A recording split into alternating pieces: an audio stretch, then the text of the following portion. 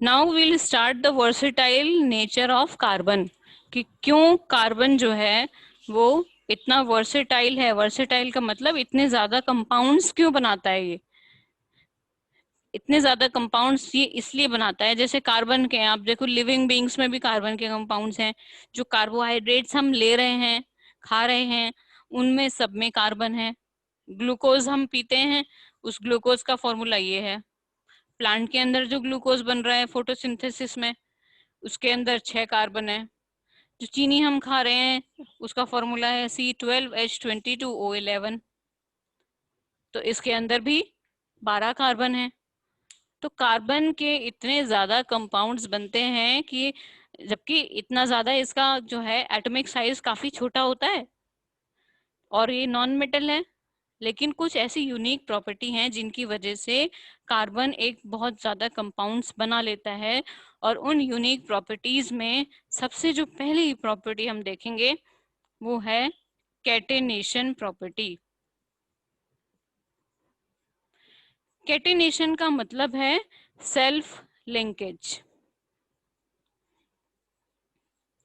Self linkage मतलब chain बना देना। कार्बन कार्बन के साथ मिलके ही बहुत लंबी से लंबी चेन बना देता है। वो कितनी भी बड़ी चेन हो सकती है, ठीक है। जैसे हमने ग्लूकोज में अभी देखा कि 6 कार्बन थे, तो 6 कार्बन होने का मतलब क्या है कि 6 कार्बन एक दूसरे से जुड़े हुए हैं। अब वो एक लाइन में जुड़े हुए हैं या सर्कल के फॉर्म में जुड़े हुए हैं, हेक्सागन के फॉर्म में जुड़े हुए हैं, कैसे भी जुड़ सकते हैं वो तो। अभी हमने उसमें भी तो देखा था स्ट्रक्चर, डायमंड और ग्रेफाइट में, उसमें भी तो हेक्सागन ही थे। उसमें तो कितने सारे मतलब थाउजेंड्स ऑफ कार्बन एटम होंगे। वो डिपेंड करता है कि साइज कितना था उनका। बकमिनिस्टर फुलरिम में 60 कार्बन का स्ट्रक्चर था वो। तो ये कार्बन की प्रॉपर्टी है कैटेनेशन की, और ये प्रॉपर्टी बहुत कम एटम्स के अंदर ही होती है, सिलिकॉन में भी होती है। कैटेनेशन की जो प्रॉपर्टी है वो सिलिकॉन में भी होती है। तो ये कार्बन के जो हम वैलेंसी देख रहे थे, तो कार्बन की वैलेंसी 4 है। तो ये 4 अलग अलग कार्बन एटम से मिलके कंपाउंड बना सकता है। ये इस कार्बन से जुड़ गया, इधर से ऊपर भी जुड़ सकता है तो अलग कार्बन से, इस तरीके से। ये कार्बन फिर अलग 2 से जुड़ गया, फिर ये जुड़ गया। तो इस तरीके से तो स्ट्रक्चर इनका बढ़ता चला जाएगा, बढ़ता चला जाएगा। तो इसको हम कहते हैं कैटेनेशन प्रॉपर्टी या फिर सेल्फ लिंकेज प्रॉपर्टी, जो कि कार्बन के अंदर होती है। जो ये स्ट्रेट चेन भी बना सकता है, रिंग स्ट्रक्चर भी बना सकता है, कितने ही बड़े से बड़े, ठीक है। और ये जो कैटेनेशन प्रॉपर्टी है वो 2 चीजों की वजह से है। 2 चीजें कौन कौन सी हैं? Because of its small structure. इसका जो स्ट्रक्चर है कार्बन का वो बहुत छोटा होता है, कार्बन का एटम काफी छोटा है, जिसकी वजह से इसकी कैटेनेशन मतलब एटम छोटा होने की वजह से ये जुड़ता चला जाता है। अगर बड़ा होगा तो उसमें प्रॉब्लम आ जाएगी कार्बन और कार्बन के बीच में बॉन्ड बनाने में। दूसरा क्या है कि जो बॉन्ड का स्ट्रेंथ है, कार्बन और कार्बन के बीच में जो बॉन्ड का जो स्ट्रेंथ है वो ज्यादा होता है, हाई बॉन्ड स्ट्रेंथ है। जल्दी से टूटते नहीं है ये बॉन्ड, और जल्दी से इसलिए टूटते नहीं हैं। तो तभी तो हम जो इनके जो कंपाउंड्स हैं वो स्टेबल हो पाते हैं। जैसे ग्लूकोज हम खा रहे हैं, या आप सेलुलोज की बात करें, प्लांट्स के लीफ के अंदर सेलुलोज होता है, ठीक है। अब सेलुलोज जो है वो एनिमल्स खाते हैं उन लीफ को, लेकिन वो सेलुलोज एज इट इज उनके बॉडी के अंदर चला जाता है, टूटता नहीं है चेन, ठीक है। लीफ खाने के बावजूद भी जो सेलुलोज है वो उनकी बॉडी के अंदर चला जाता है। तो कार्बन के जो कंपाउंड्स बन रहे हैं, ये चेन बन रही हैं, ये टूट नहीं पाती हैं जल्दी से, स्ट्रेंथ ज्यादा होती है। तो पहली प्रॉपर्टी तो इसकी कैटेनेशन हो गई। अब हम दूसरी प्रॉपर्टी देखें।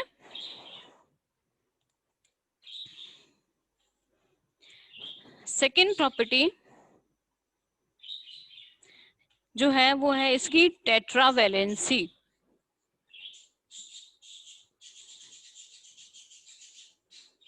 टेट्रा मतलब 4, इसकी जो वैलेंसी है वो 4 है, क्योंकि इसका कॉन्फ़िगरेशन में हम देखते हैं कि 4 इसके वैलेंस इलेक्ट्रॉन है, तो 4 वैलेंसी हो गई इसकी।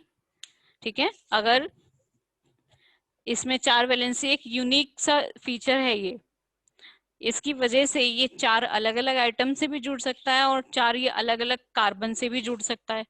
जैसे हमने अल्कोहल का स्ट्रक्चर देखा, हमने एसीटोन का देखा, तो उसमें क्या था, अल्कोहल में C2H5OH था। तो जब हमने इसका स्ट्रक्चर बनाया था तो उसमें क्या किया था, इस तरीके से जोड़ा था, ऐसे किया था ना। कार्बन कार्बन से जुड़ा हुआ है, लेकिन कार्बन हाइड्रोजन से भी तो जुड़ा हुआ है एक एक इलेक्ट्रॉन के साथ, कार्बन ऑक्सीजन के साथ भी जुड़ा हुआ है। तो ये 4 वैलेंसी जो है, क्योंकि 4 सेम एटम से भी जुड़ सकता है, 4 अलग अलग से भी जुड़ सकता है, तो अलग अलग हो जाएंगे तो बहुत ज्यादा वैरायटी बन जाएगी। यहाँ पे हाइड्रोजन है, यहाँ पे कोई और ग्रुप हो जाए तो कंपाउंड चेंज हो जाएगा। ऐसे ही यहाँ ऑक्सीजन है, यहाँ कोई और ग्रुप हो जाएगा तो कंपाउंड का नाम चेंज हो जाएगा। तो इसलिए ये जो टेट्रा वैलेंसी है, इसकी ये भी एक बहुत अच्छी प्रॉपर्टी है, जिसकी वजह से इंपॉर्टेंट प्रॉपर्टी है, इसके बहुत ज्यादा कंपाउंड हो जाते हैं। तीसरा जो इसका फीचर है, मल्टीपल बॉन्ड फॉर्मेशन।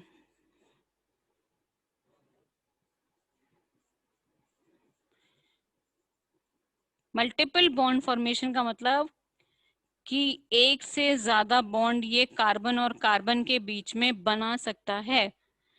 जिसे हम कार्बन और कार्बन की सिंगल चेन की अब तक बात कर रहे थे, सिंगल बॉन्ड की चेन की, लेकिन अब कार्बन और कार्बन के बीच में डबल बॉन्ड भी बन सकता है और कार्बन और कार्बन के बीच में ट्रिपल बॉन्ड भी बन सकता है। मतलब 2 इलेक्ट्रॉन की शेयरिंग भी हो सकती है और 3 इलेक्ट्रॉन की शेयरिंग भी हो सकती है। ऐसा कोई भी एटम आपको दिखाई नहीं देगा पीरियोडिक टेबल में कि जो सिंगल बॉन्ड भी बनाता हो, डबल बॉन्ड भी बनाता हो और ट्रिपल भी बनाता हो, कोई भी नहीं है ऐसा। ठीक है, तो ये कार्बन की एक यूनिक प्रॉपर्टी है, जिसकी वजह से वो मल्टीपल बॉन्ड भी बना सकता है। चौथी और लास्ट प्रॉपर्टी है आइसोमेरिज्म।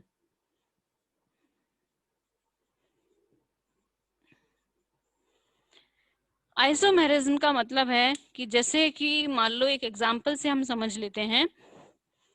फॉर एग्जांपल हमने लिया C5H12,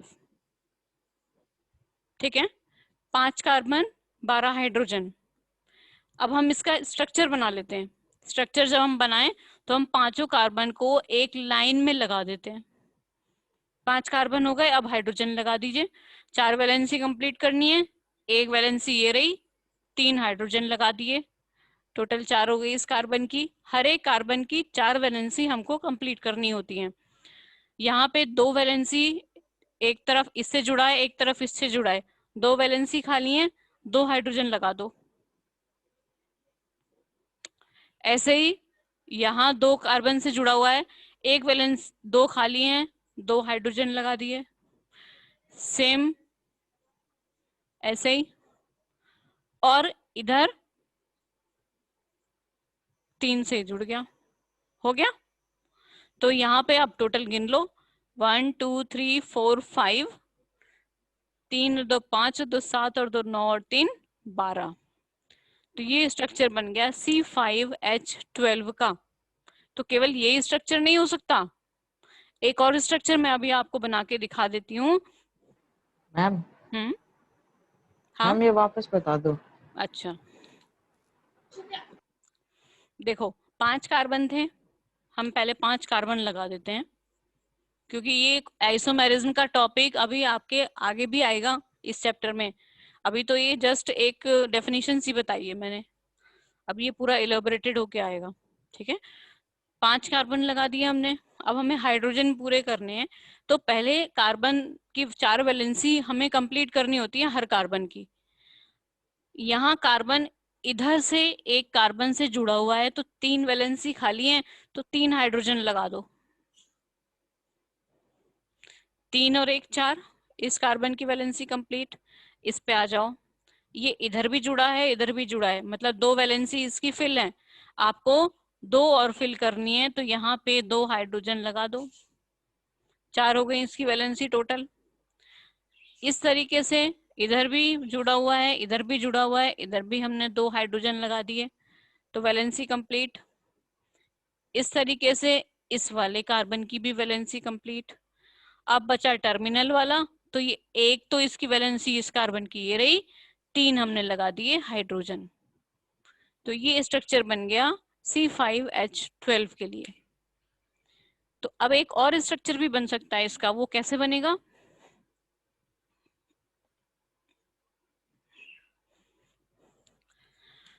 हम 4 कार्बन ऐसे लगा दें और एक ऐसे लगा दें।